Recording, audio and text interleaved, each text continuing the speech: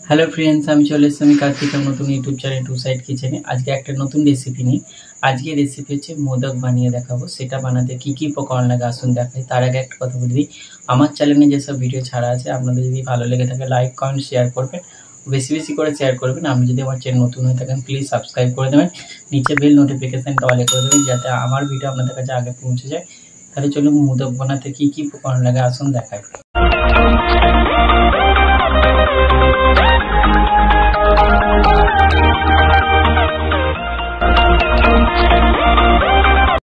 চলুন তাহলে মোদক বানিয়ে দেখাবো। সেটা বানাতে কি কি উপকরণ লাগে আসুন দেখাই। তার আগে একটা কথা বলে দিই, ভিডিওটা প্রথম থেকে শেষ অবধি দেখার অনুরোধ রইল।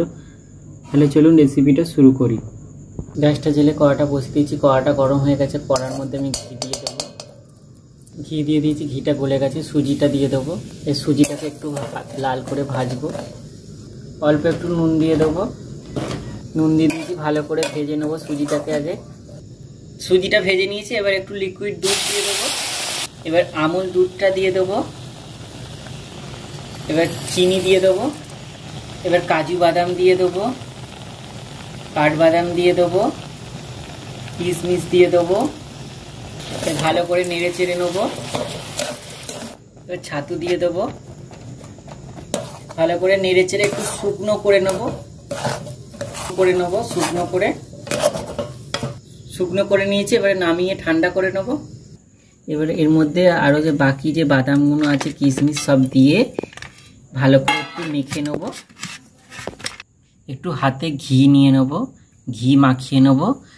নিয়ে একটু করে ড্রো নেবো, এইভাবে নিয়ে গোল শেপে করব। এইভাবে গোল শেপ করব। এভাবে মোদকের শেপে করে নিয়েছি।